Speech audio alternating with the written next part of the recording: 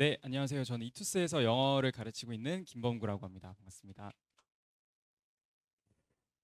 시간 관계상 빠르고 깔끔하게 진행을 해보겠습니다.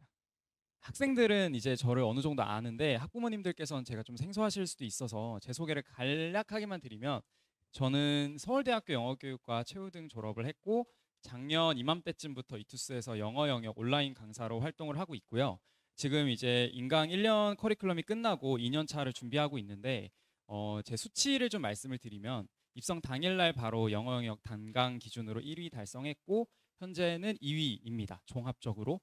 그래서 아래에 있는 학원들은 제가 이제 올해 말부터 출강을 하게 될 학원들이고 이렇게 1년 동안 어쨌든 좀 그래도 괜찮은 성과를 지금 내고 있습니다. 그래서 1년 동안의 제 커리큘럼은 이렇게 진행이 될 건데 아마 제가 배부드린 자료에 다 적혀 있을 거예요. 눈으로 보시면서 따라오시면 됩니다. 요게 제 연간 커리큘럼이고 오늘 말씀드릴 강좌는요. 그중에서 제일 위에 있는 시즌 1에 해당한다고 생각하시면 됩니다. 본격적으로 커리큘럼 안내를 드리기에 앞서서 올해 수능 얘기를 좀 해봐야 될 것 같아요. 킬러 문항 이슈가 있고 나서 영어 같은 경우에도 굉장히 많은 부분들이 변화했기 때문에 작년과는 제 커리큘럼이 좀 많은 부분이 달라지게 돼서 왜 이런 변화들이 생겼는지를 좀 유기적으로 말씀을 드릴게요. 일단 지금 현재 수능 출제 기조가 어떻게 되는지, 어떻게 변화했는지, 그리고 이거에 따라서 학생들이 어떤 부분을 대비해야 되는지, 그리고 그걸 제 커리큘럼에는 어떻게 반영했는지 그 순서대로 한번 말씀을 드리겠습니다. 일단 영어 같은 경우에는요. 킬러 문항 이슈에서 가장 주요하게 다뤄졌던 내용이 이제 소재입니다. 소재. 기존의 평가원 영어 트렌드는 영어 자체를 잘 하는 친구들도 까다로웠던 이유가 소재가 너무 추상적이어서 철학 제시문 이런 것들이 학생들을 많이 괴롭혔어요. 그래서 제시문을 제대로 읽어내는 것, 그러니까 어려운 주제를 담고 있고 굉장히 어려운 말이 적혀 있는 제시문을 제대로 이해하는 것, 여기에 좀 더 이제 초점이 맞춰졌고 글의 내용을 제대로 이해했다면 선택지에서는 전혀 어려움이 없도록 출제가 됐던 게 기존의 출제 기조라면 이제는 제시문 자체에서 난해한 내용들을 출제할 수가 없게 되었기 때문에 양상이 조금 반대로 바뀌었습니다. 요즘 같은 경우에는 출제되는 제시문들의 난이도를 보면 내용이 이해가 안 돼서 틀리는 경우는 절대 있을 수가 없어졌고요. 철학 제시문 이번 수능에서도 한 제시문도 출제되지 않았습니다. 원래 고난도 변별력을 기르는 주제는 무조건 철학이었는데 올해 수능에는 그런 제시문도 안 나왔어요. 그래서 제시문 자체는 중하위권 학생들도 충분히 읽어볼 만한 소위 말해서 덤벼볼 만한 그 정도 난이도로 조금 이제 낮춰서 출제가 됐다 이렇게 이해하실 수 있는데 사실 그렇다고 해서 시험 자체가 쉬워졌느냐라고 물으신다면 절대 그렇지 않습니다. 왜냐하면 킬러 문항 이슈가 발표된 이후에 응시된 시험이었던 게 올해 9월이랑 수능인데 이번 9월 평가원 같은 경우에는 1등급 비율이 4.37%가 나왔어요. 지금 영어가 절대평가인데 상대평가랑 거의 비슷한 수준이죠. 이 4.37%는 영어 절대평가 전환 이후로 단 한 번도 평가원에서 나오지 않았던 수치입니다. 그만큼 킬러 문항 이슈가 있고 나서 오히려 영어가 더 어려워졌다라는 얘기가 많고 이번 수능 같은 경우에도 오답률 1위인 문제가 정답률이 지금 14%요 정도로 책정이 되고 있어요.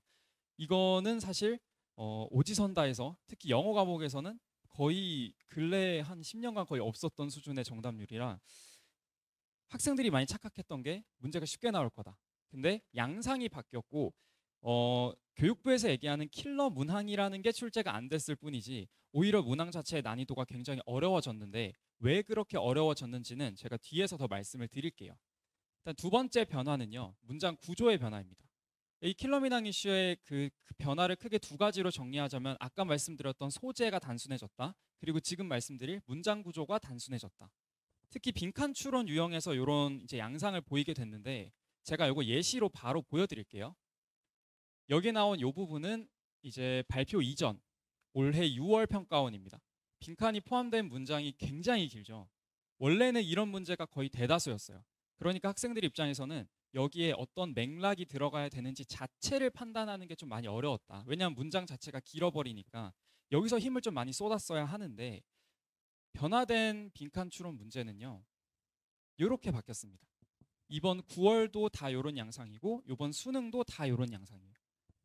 사실 학생들 입장에서 이 문제보다는 이 문제가 더 풀기 쉬워야 정상인데 그렇지가 않다라는 게 일단 가장 중요한 변화고 또 한 가지 문제는 이제 이런 양상으로만 문제가 나올 거예요. 앞으로는 이런 식의 문제는 아마 출제될 일이 없을 겁니다. 왜냐하면 요거 자체가 교육부의 지적 사항이었어요. 빈칸이 포함된 문장을 복잡하게 출제해서는 안 된다라는 게 교육부 발표 내용이었기 때문에 앞으로 이런 문제가 나올 수가 없는데, 문제는 지금 그래도 절대평가 전환 이후에 한 7개년 정도의 기출 문항들을 살펴보면 이런 문제가 이런 문제보다 압도적으로 많겠죠. 그러면 이제 학생들은 고민이 되는 거죠. 기출문제를 어디까지 봐야 하는가? 혹은 기출문제 자체가 이제 변화된 출제 기조 하에서 중요한가? 이런 것들에 대한 고민들을 어쩔 수 없이 할 수밖에 없어요. 그래서 아마 이건 강사마다 의견이 갈릴 수도 있는데, 제가 느끼기에는 아무리 출제 기조가 변했다고 해도 기출문제 자체를 보지 않고 1년 동안 수능을 준비하는 건 너무나도 무모하고 너무 위험한 선택인 것 같습니다. 왜냐하면 일단 제가 학교를 다니면서 대학교를 다니면서도 수능 출제하시는 분들도 계셨고, 이제 수업 듣다 중간에 한 달 동안 사라지시는 분들도 계셨고 한데, 그분들의 말씀들을 들어보면 이 수능이라는 시험을 출제하기 위해서 제시문을 선택하는 기준은 정말 복잡하고 다양한 기준들이 있어요. 그래서 그런 것들을 저희가 학생들의 입장에서 공부하지 않고 그냥 강사의 자체 문항들만 보는 건 너무 위험한 선택이다라는 생각이 들어서 저는 기출문제를 다 그대로 가지고 갈 겁니다. 그런데 여기서 어느 정도 절충이 필요하겠죠. 출제 기조에 어긋나는 문항들을 그대로 수록한다면 이건 학생들한테 직접적인 도움이 될 수가 없기 때문에 제가 선택한 방법은 이제 기출문제 변형이라는 테마인데, 이게 어떤 의미냐면 어찌됐든 간에 현재 기존에 가지고 있던 기출문제들이 출제 기조에 어긋난다라는 건 무슨 의미냐면 문장 구조 때문이에요. 그거는 제가 만지면 다 가능합니다. 그래서 제가 앞으로 학생들한테 제공하게 될 모든 문항들은 그게 제 자체 제작 문항이 됐든 기출 문항이 됐든 킬러 문항 사례로 변화된 출제 트렌드를 반영해서 그거에 어긋나는 문항들은 제가 문장 구조를 직접 다 변형을 해놨습니다. 그러니까 학생들 입장에서는 내가 마주하게 되는 모든 문항들은 다 변화된 최신 트렌드에 맞춘 형식으로 수록이 될 거라는 뜻이에요. 이건 제가 강의 때 사용하는 주교재도 마찬가지고 매주 나가는 주간지도 마찬가지고 숙제로 나가는 기출 모의고사도 마찬가지입니다. 학생들이 보게 될 모든 문항들은 다 최근 트렌드에 맞게 변형이 되어 있을 건데, 이렇게만 말씀드리면 또 와닿지 않으실 것 같아서 제가 예시를 보여드릴게요. 이게 이제 원래 출제됐던 작년 수능 문제입니다. 현행 출제 기조상 이제 이런 문장 구조의 빈칸 추로는 나올 수가 없어요. 그렇다고 해서 이 문제를 버릴 수는 없기 때문에 결국 문제가 되는 건 이 빈칸 앞에 있는 여기 절이 너무 길고 이 뒤에 후라는 관계대명사 절이 나온다. 이런 앞뒤로 문장들이 추가로 붙어 있는 게 문제인 거라 저렇게 제가 끊어 놓는다, 이렇게 이해하시면 돼요. 그러니까 학생들은 이 문제가 아니라 이 문제를 보게 될 거다. 근데 이렇게 또 말씀드리면 기출문제 내용이 변하는 거 아닌가 이렇게 오해하실 수도 있는데, 그게 아니라 문장 구조만 바꾼다고 생각하시면 돼요. 내용은 제가 전혀 건드리지 않을 거고요. 문장 구조만 현재 출제되는 기조에 맞도록 제가 단순화해서 바꿀 거다, 이렇게 이해하시면 돼요. 한 가지 예시 더 보여드릴게요. 이것도 마찬가지. 지금 빈칸 앞에 저 빨간색으로 적은 저 부분들이 문장 구조를 너무 복잡하게 만들기 때문에 현행 출제 기조에서는 이런 식의 문제는 출제가 될 수가 없습니다. 그래서 제가 이렇게 바꾸겠다. 제 모든 기출 문제들을 다 이렇게 변화시키는 작업을 이미 다 마쳐놨고, 제 올해 인강도 마찬가지, 현강도 마찬가지, 어떤 기출 문제를 보더라도 저는 이렇게 변형시켜서 현재 그 출제 트렌드에 맞는 문제로 다 선보일 예정이에요. 그래서 모든 기출 문제를 다 이렇게 바꿔놨다라는 얘기. 그래서 학생들의 입장에서는 기출 문제라는 장점은 가져가되 출제 기조에 어긋난다라는 단점은 최대한 보완하도록 하는 게 제 이번 겨울 동안의 기출 커리큘럼의 가장 핵심적인 내용이라고 이해하시면 됩니다. 그러면 이제 난이도에 대한 얘기를 좀 해볼게요. 아까도 말씀드렸다시피 킬러 문항 이슈로 제시문 자체의 난이도가 되게 쉬워졌음에도 불구하고 역대급 오답률들을 기록하고 역대급으로 낮은 1등급 비율을 기록하는 이유가 무엇이냐? 제시문이 쉬워졌지만 쉽게 얘기하면 선택지가 까다로워졌기 때문입니다. 기존에는 제시문 자체를 굉장히 어렵게 출제했기 때문에 이 어려운 글 자체를 뚫어내는 능력이 필요했고, 글의 내용을 제대로 파악했다면 사실 선택지에선 헷갈릴 게 전혀 없었어요. 근데 지금은 글 자체를 굉장히 쉽게 내는 대신 이 글을 표면적으로 이해하는 게 아니라 정말 처음부터 끝까지 제대로 이해한 채 함정선지들을 제거하는 방향으로 출제 양상이 좀 많이 바뀌었습니다. 그게 이번 9월부터인데 요게 이제 9월 평가원에서 가장 오답률이 높았던 문제예요. 제가 이 문제 요 두 가지 선택지가 지금 함정선지인데 얘네가 왜 틀렸는지를 한번 말씀을 드려볼게요. 일단 1번 선택지 같은 경우에는 한국말로 적혀 있는 부분을 보시면 멘델의 이론은 현대의 문제들을 따라잡았다 이렇게 나와 있는데 이게 선후 관계가 틀렸습니다. 현대의 문제들이 멘델의 이론을 따라잡았다 이렇게 써야 돼서 틀린 게 1번 선택지. 5번 선택지는 멘델의 이론이 대중의 인정을 얻은 건 맞는데 다시금 얻었다. regain이라는 요 표현이 틀렸습니다. 그러니까 이렇게 자잘한 이유로 또는 이 내용일치 또는 선후관계의 이유로 비슷한 주제를 담고 있음에도 선택지가 정답이 아닌 케이스가 사실 지금까지는 단 한 번도 없었어요. 그렇다 보니까 학생들 입장에선 이런 변화된 출제 양상이 헷갈릴 수밖에 없는 거죠. 원래는 제시문 내용을 얼추 내가 파악을 했으면 정말 오지선다 중에 정답 하나가 딱 떠올라야 되는데 그게 안 돼서 어려운 글들을 읽어가면서 이 수차례 연습을 해왔던 건데 오히려 킬러 문항 이슈 이후로 제시문이 쉬워지니까 변별력을 유지하기 위해 출제하는 사람들이 할 수 있는 유일한 선택지는 선택지를 건드리는 겁니다. 여기를. 근데 학생들은 이런 연습을 사실 작년 올해 이 수능을 대비하면서는 할 수가 없었어요. 왜냐하면 6월 때까지는 기존 방식대로 공부를 해왔고 교육부 발표가 있은 뒤에도 선택지가 까다로워질 거라는 예측은 사실 오피셜로 할 수는 없었기 때문에 학생들 입장에서 혼란스럽죠. 그런 게 많이 반영됐던 게 이번 9월과 수능입니다. 그러니까 이번 9월 평가원 그리고 수능이 객관적으로 따졌을 때 그렇게까지 학생들이 어려워할 만한 시험이었느냐라고 생각해 본다면 그렇지 않아요. 그럼에도 불구하고 오답률이 높았던 이유는 아이들이 이런 변화된 훈련을 해보지 않았기 때문에 선택지를 소거하는 연습을 하는 게 익숙하지 않았기 때문이라고 이해하시면 됩니다. 그래서 저의 목표는 학생들이 요 연습을 하는 거예요. 이 겨울방학 동안 어쨌든 기출문제라는 걸 보면서 기출을 그냥 풀이한다. 그냥 기출에 이런 문제가 있구나를 본다. 이게 아니라 정말 이 변화된 기조에 맞게 선택지를 소거하는 연습을 하는 게 되게 중요한 시점이 됐어요. 그래서 이 변화된 출제 기조를 한마디로 설명하자면 함정선지라고 할 수 있고요. 글을 쉽게 내는 대신 선택지를 어렵게 낸다. 그래서 학생들 입장에선 글이 쉬우니까 쉽게 읽고 쉽게 풀고 쉽게 틀린다. 이렇게 이해하시면 돼요. 실제로 이번 9월 평가원 때 처음으로 이제 킬러 문항 이슈 이후 시험을 응시하게 된 건데 학생들이 자기가 틀린지도 모르고 있더라고요.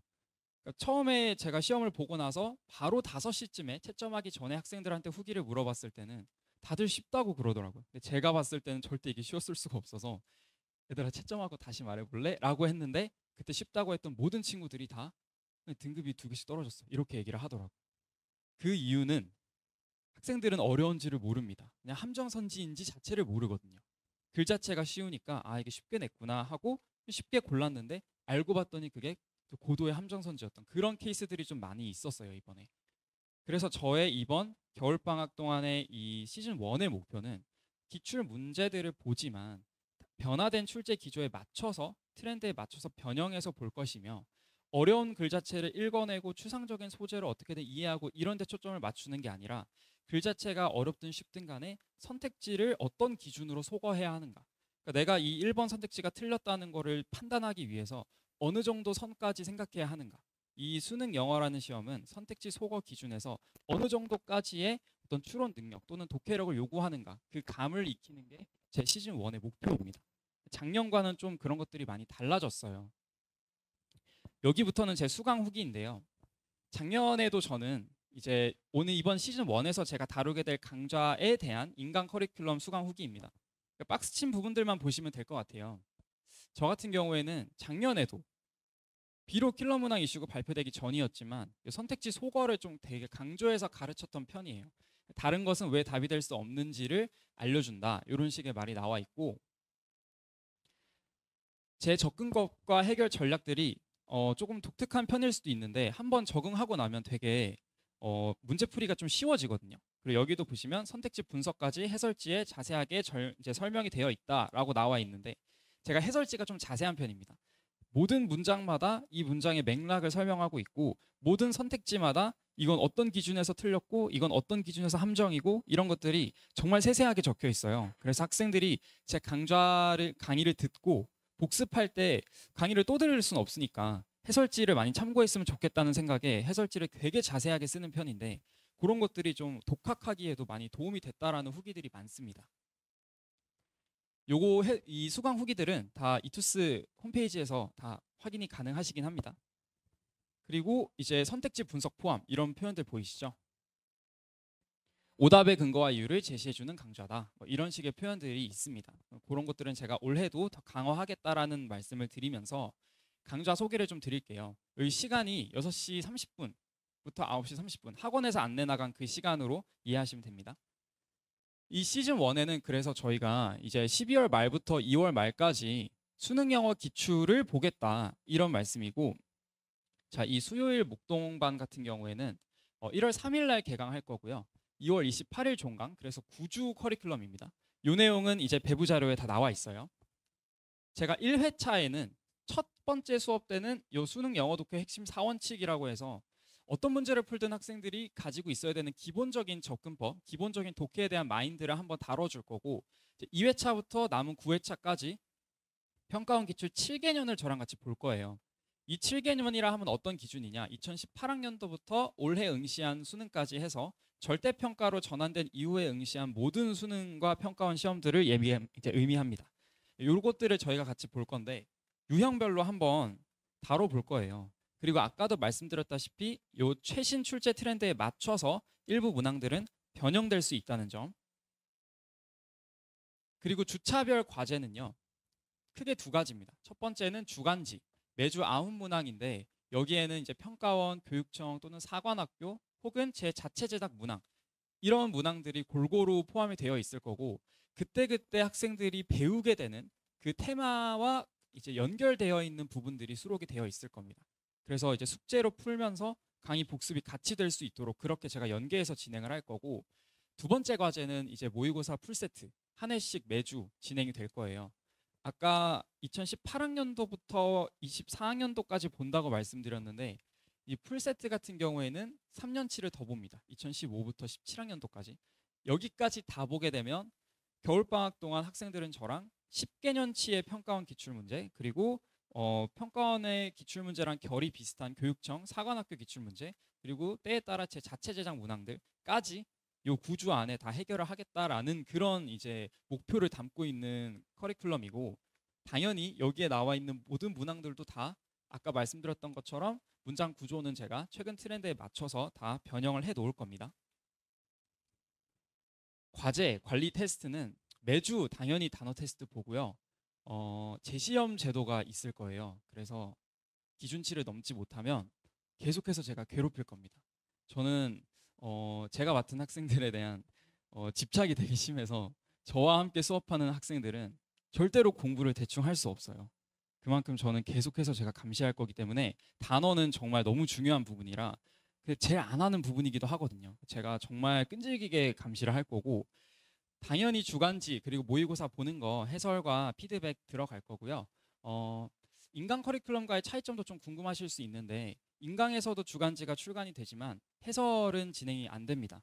해설은 오로지 현강에서만 제공이 되니까 그 지점도 한번 참고해 주시면 좋을 것 같고, 쉬는 시간 활용해서 질의 상담 받을 건데요. 질문은 웬만하면 제가 받을 거예요.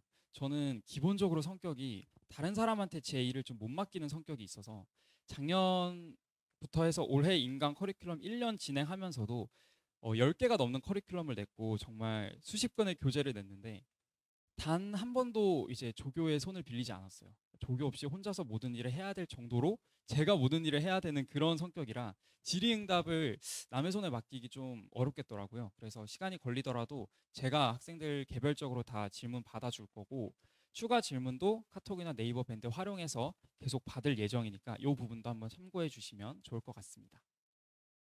자, 이렇게 제가 준비한 내용은 마무리가 됐고, 혹시 질문이 있으시면 하셔도 되는데 보통 이렇게 물어보면 아무도 안 하시더라고요. 질문은 보통 끝나면 이제 개별적으로 나와서 하시기도 하니까 제가 밖에서 대기하고 있을 테니까 혹시 질문이 있으시면 이제 나와서 조용히 해주셔도 괜찮습니다. 그럼 저는 여기서 마무리하고 들어가 보도록 하겠습니다. 감사합니다.